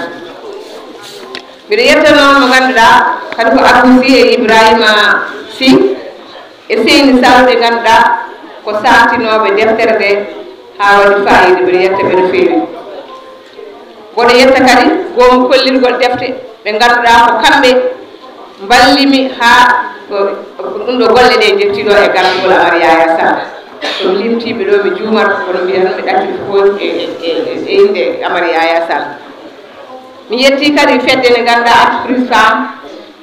ɓe ganda e gartugol Roya Diallo kamɓe kadi golle mabɓe tiɗɗe faade e nder liggey o miɗo yetta kadi association des zikirɓe e gartugol Abdoulaye Fodé Dieng colonel Mamar Gueye mi salmini on no feewi e darde moɗon onon duusiɓe onon ballimi koɗe oɗo duwono kadi Aliou Badara Bey yallah yumomo yaafo miɗo yetta kadi mo ganduɗa ko ministére de la culture ɓe ganduɗa ko partenaire uji am kamɓe molnimi e direction livre et lecture oɗo yetta kadi ko tigui rigui sohna Fatimata Moutaga Tall sohna Fatimata Moutaga Tall o wiyani ko mawɗo o noddata min galle no fuɗɗi ñande fof ko watuji galle makko yimɓe gona toon tiiro toon o ñammina o yalna guila e gulali hay fof noon mi jardemama sohna Fatimata Moutaga mi salmini kadi sohna Madina Moutaga kanko no mi salminimo no feewi kanko ne ballal makko tinnal ngal waɗi hen mbiɗa salminamo no feewi mboɗo yettamo kono mboɗo yetta kadi premier dame Mariam Ba joom suudu imam mi salminimo no feewi kanko no mboɗo yettamo no feewi e darde makko kono mi yettitama ganduɗa chargé de l'organisation o mo ganduɗa ko saaha ko joom ñallinta wallinta gila ɗo darinani hen jamma yalama ko kay tigi mi yetti kadi mo ganduɗa ko fedde sohna Adama Aissé e darde mabɓe tidde e gueɗe ɗe fof mboɗo yetta kadi téléji radio ji garɗe ɗe fof kamɓe fof mi yettiɓe mi juurimaɓe no feewi mbiɗa yetta kadi mo ganduɗa ko kanko desini deftere nde wi o desina kono sohna Adama wano e mana muɗum on wiyete Ousmane Ka mo ganduɗa Diafo Asté Balla mami artu yen kono mboɗo yetta kadi ɓe gartumi e nder leegal ɓe hade toon mi yettat mo ganduɗa ko Mamadou Lo mboɗo salminamo no feewi garɗo inde kawtal KCPF kawtal jaggol pulaar fulfulde windere e golle makko tiɗɗe ko faate demgal ngal kono mi woppata mo ganduɗa ko mawnam Mamadou Abdoulaye Dem mo ganduɗa yimɓe fof ne gandi darde muɗum e aduna he fof mi yetti kadi mo ganduɗa ko Amadou Saydou Dem korejo fedde taniraɓe joggo ummatɗum gila Fouta e Kimbuleki o e fof o ummima ha toon ari e darde makko e kanko e yaadima fof mi yettamo ma jaafoɗon noon wasata ɓe jeddini kono mi yetti kadi mo ganduɗa ko département ko kanko ardi e inde tabital fulamu Sénégal kono yetta kadi ɓe gartumi ɗo e leegal ɓe ɓe ganduɗa ko leegal ngal konmi Malika Diamboulaye Dow mi setti Cheikh Diop ko kanko ari inde délégué de quartier kanko chef de quartier mo ganduɗa ko Diamboulaye mi salminima Cheikh kono mi salmini kadi mo ganduɗa ko ceerno amen imam amen Mouhamadou Ly ceerno toytiɗon kono mbaɗɗo daara mawɗo ɗo e mo ganduɗa ko e nder Malika mi salmini maire Assou Sow maire mi salminima no feewi Assou Kane Fallou Tall mi salminima mi salmini Fatimata Sow ɓe fof komi gardumi mi salmini Modou Sène mi salmini dendagal wonɓe ɗo kadi e mi salmini Mignam Famadema Miss kono mi salmini Abdoulaye Diallo ɓeɗo fof koye délégation kono mi yettitani kadi mo ganduɗa ko Fatimata Adama Debbo mo ganduɗa kumbiɗo ha to e Mbour ene ari ga ma jafoɗo noon jettoraji ɗiɗi kewi wasa yettitade kono alay saago won tan turbaji won heddi mi yetti kadi ɓe ganduɗa koye janganoɓe en deftere nde Hammewi e Awa Bocar Ly e Makky Tall mi salminiɓe no fewi mi salmini ha Bous Diallo kumbiɗo ha to e nder Tamba e Kiwguleɗi ari tan sababu no ñalawma o komi yetti bandiraɓe komi yetti hôtesse wonɓe ɗo ɓe kilnani yaade mabɓe e gartol mabɓe mi artat tan e deftere nde mi haami aɗo jaabade namnede bana goto teddu kadi mo korsinɗomi hammeni ko heewi o haala e deftere nde wonko o yii hen eɗen gandi so tawi jiyanɗo éditeur o wonko saabi saabu éditeur ɓeɗo limtuɓe Ibrahima Ly e Abou Sy ɓe ko yimɓe andaɓe karallagal mumen Seyni Sow ko ɓe carti deftere nde ha fewi gartira hen kanko gañi marché o kanko Aliou Badara woni ko Guédiawaye o gañi marché o wawa ala ankuli pular o ala nder goo makke janggoye pular o naani deftere nde o yaltitir ɗum noon hankkadi deftere yalti ala mbamo yoɓama kalis gasi ɗum haɗi warde ɗon ɗum noon ko yiɗno waɗe ko waɗama hen ko heddi e lowru nde paɗo koto makko mi kono wona ko heddi ɗum noon hamme a jarama e wallidere kadi so Allah jaaɓi mande fewndite taw kadi ko ɓe gadduɗen taw pulaari am koye mbawa nande ɗum kono hay hunde haɗani kadi deftere nde en juuɓi no fewi en calmini mawɗo men Hawa Bocar Ly o haali e deftere he o fewni o sikku o fewni ha fewi Allah jarama o jarama ɗum noon onon fof mi salmini on Makky Tall mi salmini on ko heddi ko faati e ko desingol deftere nde ko minen min jinno ko dañde taniraɗo Cheikh Oumar mumen tan mo ganduɗa ko wayno Madina ko wayno Fadima min keeɓa yimɓe mbaɗa hen fotono kono na cahaji ɗen min dokki dañde numéro aji mabɓe téléphone pour wawa fodde hen min mbi yomin desinda debbo mo ganduɗa desowo nandude sokhna Adama Aissé ɗum woni oɗo desine caggal ɗum kadi holko saabi min mboɗo winda e nder deftere sokhna Adama Aissé min mboɗo yaaha e nder deftirduji ɗi wono tubakoɓe mbiyata bibliothécaire ha IFA ha fof mboɗo yaaha kono somi witti mi yiyani hen hay goto winde sokhna Adama Aissé te mboɗo andi sokhna Adama Aissé dendagal barkeji gonɗi ɗo e nder Sénégal sabu Allah hen ne sabu makko ɗen hen sabu mi yiɗa innude ɗo hay galle goto kono galle ko fewde ne ganduɗo nanɗon dañiɗo barke ko Cheikh Oumar ɗuuri ɗumen te Cheikh Oumar ala ko dañi fof dañi ko sokhna Adama min noon mbimi ko min sinno ko min wonno min so tawi ko duworotomi sokhna Adama mais mi duworotama Cheikh Oumar sabu ko sokhna Adama dañi ko Cheikh Oumar dañi ko sokhna Adama woɗɗi kono wonno minen rewɓe min kewani dañde min kewani janggude walla min kewani windude min kewani mawnude koye amen hande noon minen de e famtude jangde minen fof e famtude alluwa mamin daro min binta kala debbo daraniɗo kala debbo battoɗo golle min dara min kaala haala mumen ha yimɓeɓe daro hono darde worɓe ɗe ɗum tagui min windude sokhna Adama Aissé so yi kadi min binda e sokhna Adama Aissé eyo min calmini kadi ɓe ganduɗa o sete nanɗo ari taw ko miijorde fulɓe windere ɓen kadi seeɗa mumen nanɗo henna ɓe ganduɗa kadi ko Thiaroye Jidde Kaw e gardogol Kanjel Dia ɓen kadi fedde mabɓe dendagal fedde mabɓe fof nanɗo gari en kamɓe kadi eɓen ɗo mi salminiɓe ma jaften tan mbaɗa andi hewɓe tan ma wasi yiditade kono taw ko wadɗo galle golle mbaɗa faami on saaha tagui en kadi haalde tigui rigui wonko faate e nawligu ko sokhna Adama Aissé saabu ko yidde waajade meɗen saabu enen goto men hande so tawino joom galle mum fayino waloyde to nawɗum so tawi yedditiɗon portable mum e famɗude goto men moftat wiya ko hande kam wonta haalde hay goto men awata portable ten de gueɗɗo moftat walla so montor neɗɗo moftat kono sokhna Adama Aissé wawi ceerno Saydou yedditiɗon salli ɓuuru mum yedditiɗon ɓuuru mum si sokhna Adama Aissé darima ne absode ndi e mana deftere nde ko debbo ina dari ene jogui salli ɓuuru ne jogui ene jogui kurus ɗum ɗo ko mana sokhna Adama ne yeehi ene abbina ceerno Saydou kurus mum e salli mum nde o yetti nde wonata ko galle nde ko ɗon toɓo o toɓimo tomo ngo tobimo ha weeti omo dari e damal he ceerno Saydou yaltini yaha juma wi holli o wi ko min adama wi adama ko mbatta ɗo o wi ka jejjinnoɗo salliguru ma a yedditi course ma alay saago mi abbinma saabu ina gilma haljude mi garat ha ɗe noon towo go toɓeya ceerno Saydou wi ɗum ɗo paalo o wiye o wi ɗum noon mi duworimama kala ko jiminɗa e ko faddiɗa yo Allah waten ban eɗen gandi hande o barke Cheikh Oumar ɓe wonɓe ɗo hande ɓeɗo ko dañi go ɓe ko dañi ko eɗen gandi ko barke sohna Adama Aissé wadde sohna Adama Aissé ko poɗɗo duworede no Saydou Oumar duworte ni sohna Adama Aissé ko poɗɗo duworede kaali ko affaire kiraɗe ɗum noon noɓe kaali hen ɓe dutto tan seet tan eɗen gandi hande debbo ani tan ko defde hunde wiye welani kono ceerno Saydou uñi ko waɗimo ko waɗimo ko waɗimo wata enen rewɓe ɓe enen rewɓe hande ɗum eɗen jangga muñande worɓe men e gueɗe kewɗe kalmi hen famɓe woɓe won mabɓe yiɗɓe yaade mi ɓeɗo garti hen ko yidde tan jangguinde hande mo yimɓe ganda sohna Adama Aissé ko référence tubaɓe sohna Adama Aissé ko timtorgal minen fo rewɓe emin foti nangude emin jangga sohna Adama kadi ko mbindumen sohna Adama Aissé koko seede jinmi ko onon étudiant arɓe ɗo salmini Saydou Sow gardiɗo étudiant jafra on ɗo ade sete étudiant nan ɗo mi salmini étudiant ɗi ko onon goɗon message ngal ɗo lulan ndelandu ko Saydou Sow faade étudiant mboɗo ñaamo étudiant ji ne bittan holgoɗo sohna Adama Aissé mbaɗen deftirdu mawɗo taw holgoɗo sohna Adama Aissé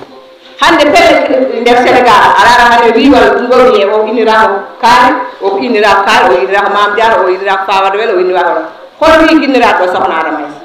hol école guinniraɗo sohna Adama Aissé mi anda sino wodi kalde kam so wodani mbaɗen ɗum ɗo saabu enen hande ko kanko woni timtorgal meɗen wadde ko ton wi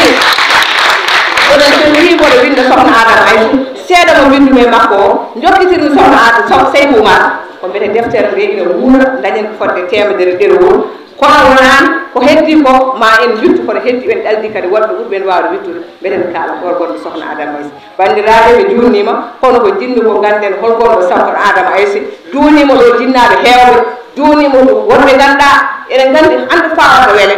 galle sirinto galle tiwa wonnaɓe sa ari noon a wi ka gummiɗa ko Cheikh Oumar farmako ɗum saabu en gandi ko Fawade Wele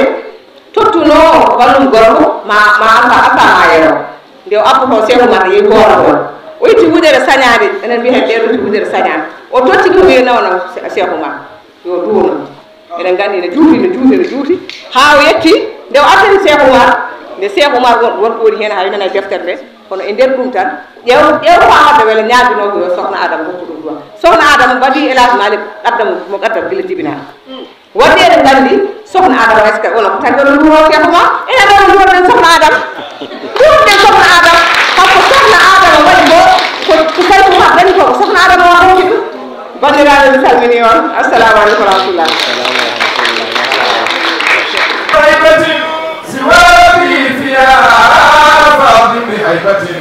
ومن يبن فيها منه أعلى بهيبة حبيب نجي حافظ دون هيبة وأن يقف القلب قدس بالشر ألا إنه خير الأنام تعمدي هداه وسنة صلى وعيشة مدي به قد علونا فوق كل محمد حدنا بتفضيل سبيل محمد سوانا فليس الجزور يرفع بالجهيل ألا إنه خير الخلائق فأحمدي بفضل الله كل فكل محمد هو المنتقى كرساسا كل مسمد حدنا بتفضيل سميت أحمد جميع الله والصفو ليس من الصفي لقد خصنا المولى بخير قضية له ثم صرنا منه خير برية نجونا به من شر نفس الدرية حددنا به آباء كل خلية ومن وصل المقبول أيقن بسني به رد أن الإثر فضل مشيئة وأكرمنا المولى به ببديئة وأعتفنا فوزا بغير نسية أمنا به من كيد نفس دنية ومن قدم المحبوب أيقن بالنبي جزى الله أن الخير أحمد الهدى به ثوب أهل الشر قد فاز من هدى ولا هدى عن مولى وعادي ولو هدى الدين والدنيا بعرض من الهدى ولطف من الزلفى ولطف من النبي اللهم صل